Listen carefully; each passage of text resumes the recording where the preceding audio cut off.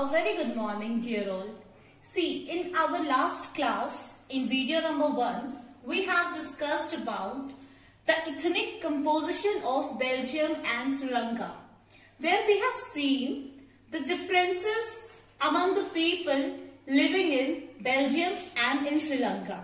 There we have seen that Belgium was having different ethnic composition, like people, they were having different religion, different languages. There we have seen German speakers, Dutch speaker and French speaker. And after that we have seen about the ethnic composition of Sri Lanka, where we focused ourselves towards Sinhala speaker, Tamil speakers and rest were Christian. And then we have seen that the Tamil speakers were further divided into two categories, Indian Tamil and Sri Lankan Tamil. Now students, in today's point of discussion, we have to focus ourselves towards the policies adopted in Sri Lanka and in Belgium. Because when yesterday we were discussing, we said one thing, it was very clear yesterday, with this case study of Belgium and Sri Lanka, we have to compare the two situations and we have to compare the steps taken in both the countries. Because one thing is very clear, in both the countries there were condition of majority and minorities. दोनों countries में majority भी है, minorities भी है. लेकिन हम लोगों को देखना है कि एक कंट्री में क्या हुआ, मेजॉरिटी माइनॉरिटीज अकोमोडेट हो गया, कोई लड़ाई झगड़ा नहीं हुआ और बहुत अच्छे तरीके से उसका प्रोसेस सॉल्व किया गया. लेकिन एक कंट्री में हम लोगों को देखना है कि कैसे मेजॉरिटी हावी हो गया माइनॉरिटीज पे और कहीं ना कहीं ये एक रिजल्ट आया सिविल वॉर का, मीन्स सिविल वॉर हो गया.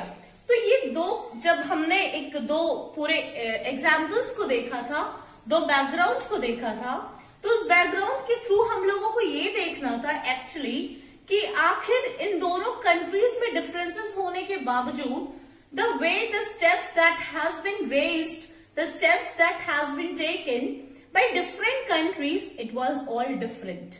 See, the point of today's discussion is majoritarianism in Sri Lanka.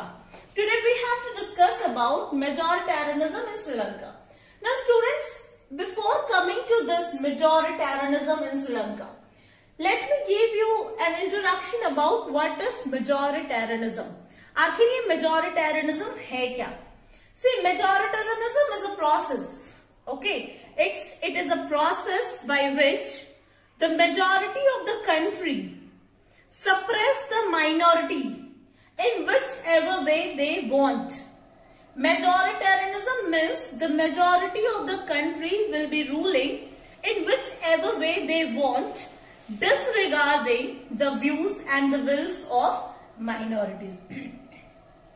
Majoritarianism का मतलब है कि जो कंट्री में मेजॉरिटी है, जिनका पॉपुलेशन ज्यादा है, वो जिस भी तरीके से रूल करेंगे माइनॉरिटीज के ऊपर, कंट्री के ऊपर, और ये मैटर बिल्कुल भी नहीं करता है माइनॉरिटीज का विल क्या है, उनका विशेस क्या है, उनको पूरा क्रश कर देता है. And that system, that proper process is known as majoritarianism. Majoritarianism means the majority of the country will rule and they will suppress the needs of minorities. The minorities' needs will be crushed. That process is known as majoritarianism. Majority से ये term बना majoritarianism, जहाँ पे majority rule करेगा, minorities को suppress करेगा. बहुत easy है ये. अब देखना student, when we are talking about a country and this kind of process, so you imagine by the name of this process only, majoritarianism, it will be not giving an happy ending anywhere. So now let's have a look what steps were taken by Sinhala speakers. Why I am focusing about Sinhala? Because Sinhala were having majority. They were having 74% of population in Sri Lanka. अब Sinhala speakers के द्वारा क्या steps उठाया गया majoritarianism को poster करने के लिए, उसको एनकरेज करने के लिए सबसे पहला देखो, Sinhala became an official language. Now see student, 1947 India got its independence and year 1948 Sri Lanka got its independence. Now Sri Lanka got its independence in the year 1948. Student, now see, when Sri Lanka got its independence in 1948, the government that was formed was Sinhala dominant. Now यहाँ पे एक बहुत बड़ा question आता है कि जब independence हो गया और आपके बुक में एक टर्म भी यूज किया गया है, डेमोक्रेटिकली इलेक्टेड गवर्नमेंट। ये जो डेमोक्रेटिकली इलेक्टेड गवर्नमेंट था श्रीलंका में, वो था सिन्हाला स्पीकर्स का। क्यों सिन्हाला स्पीकर्स का था? Because it is very clear, because they were having 74% population.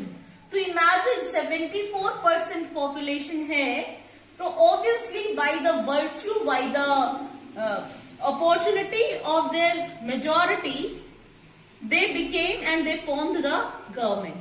और जैसे ही सरकार बना, उसके बाद उन्होंने एक एक करके अपना पॉलिसीज लाना स्टार्ट कर दिया, जो कि बिल्कुल भी डेमोक्रेटिक नहीं था। सबसे पहला क्या था? Sinhala became an official language. हम देखेंगे, we have seen that there was different language. Sinhala speakers were there, Tamil speakers were there, and even different languages were there. But which language was given focused? Sinhala. Sinhala became an official language. Then you see, अब job और universities and schools में privilege किसको मिलने लगा? बार बार privilege मिलने लगा Sinhala applicants को, Tamil speakers को, तमिल एप्लीकेंट्स को जॉब, स्कूल्स एंड यूनिवर्सिटीज में एडमिशन नहीं मिलता था, लेकिन मोस्ट इंपॉर्टेंटली सबसे ज्यादा अपॉर्चुनिटी सिन्हाला एप्लीकेंट्स को मिलता था। नाउ यहाँ तक everything was okay, but now the third major steps that was taken was to foster Buddhism. Now student, Buddhism was the religion of Sinhala speakers, and then this Sinhala speakers did their well to impose this Buddhism in non-Buddhist people. The people who was having different religion, Hindus, Muslim, Christian, they also had to follow this Buddhism. So all these measures, one by one, you see, these measures was somehow these measures were anti-Tamils. Tamils के खिलाफ था ये सारा measures. So obviously when these measures are there, so finally a conflict condition will take place. Children, now you see, it is of course that everything has bilateral process. दो तरफ से होता है हर कुछ। Now एक जगह हमने देखा कि बार बार क्या हो रहा है, Sinhala speakers are trying to make themselves more and more powerful. They are trying to do anything that was anti-Tamil for jobs, for education, in language, in religion. Everything that has been given privilege was somehow encouraging the Sinhala speakers and not Tamil speakers. और कहीं ना कहीं ये सारी चीजें Tamils के खिलाफ था। तो now few steps had been taken by Tamil speakers, that is, first of all they wanted to have Tamil as an official language. तुम देखोगे कि पहले क्या था, गवर्नमेंट फॉर्म करने के बाद सिन्हाला को ऑफिशियल लैंग्वेज बना दिया गया था, just because they were in majority. तुम इंडिया का देखो, इंडिया में no national language is there. Have you ever thought about it कि इंडिया का कोई भी नेशनल लैंग्वेज क्यों नहीं है? Hindi is also official language of India. Hindi is an official language of India. Why so? Because India is the land of diverse population. India is the land of ethnic variation. तो अगर किसी भी एक को हम नेशनल लैंग्वेज बनाएंगे तो that will somehow giving no good message to another communities. So that is why in India, Hindi is also an official language. Here you see, student, what they did, they made Sinhala as an official language. Even they are trying their best to foster, to encourage Buddhism. That was not at all good. That was somehow an anti-human activities. So what they did, now Tamil also wanted, Tamil speakers also wanted Tamil as an official language. उनको चाहिए था कि तमिल को भी हम official language बना देंगे. अब क्यों बनाएंगे? Because they wanted to have a regional autonomy. Students see autonomy. Autonomy means self power, self government. उनको अपना अलग से एक सरकार चाहिए था, अपना अलग गवर्नमेंट चाहिए था. For that they wanted Tamil to be an official language. And then they wanted to have the security in jobs and education as Sinhala speakers were having. As a result, they wanted independent Tamil elm. This is an important objective question as well. उन्होंने demand किया कि तमिल का, जहां पे Tamil speakers का number ज्यादा है, वहां पे उनको वो जो नॉर्दर्न पार्ट्स है श्रीलंका का, वहां पे कहीं ना कहीं उनको एक इंडिपेंडेंट स्टेट चाहिए तमिल्स का. इसका रिजल्ट क्या आया? Result civil war.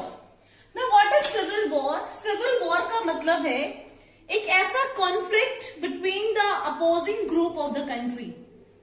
एक कंट्री के अंदर जो अपोजिंग ग्रुप है, एक दूसरे के जो विरोधी ग्रुप्स हैं, उनके बीच में जो झगड़ा होता है, उनके बीच में जो लड़ाई होती है, and that conflict is so intense that it appears like a war.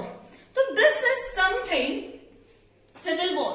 Civil war is the war that took place between the two opposing groups in the country, and that becomes so intense that it appears like a war, and as a result many bloodsheds, many lost their life, and many left Sri Lanka and moved to another parts of the world as a migrant workers. So students, in today's class we have discussed about the composition, ethnic composition of Sinhala. We recapitulated, and then we have seen the measures taken in Sri Lanka to foster their communities. There we have seen that Sinhala became an official language. Buddhism was being protected. Then we have seen that seats were reserved in the jobs for Sinhala speakers. In the school and in education also, Sinhala's applicants were getting more and more privilege. Then we have seen that all these anti-Tamil measures was creating a feeling of distrust in the heart of Tamil speakers. Now what Tamil speakers demanded? They demanded an independent state. Then the demands for official language, Tamil as an official language, and then as a result we have seen a condition of civil war where lots and lots of losses was there. Students, first of all, you see we have seen two countries example yesterday, ethnic background, and then we have seen condition of Sri Lanka where majoritarianism has been adopted. That's all. Now you see, in next class we will discuss about accommodation in Belgium. We have seen कि श्रीलंका में क्या हुआ था, कल देखना है हम लोगों को कि आखिर बेल्जियम में क्या हुआ था, और उसके बाद we will compare.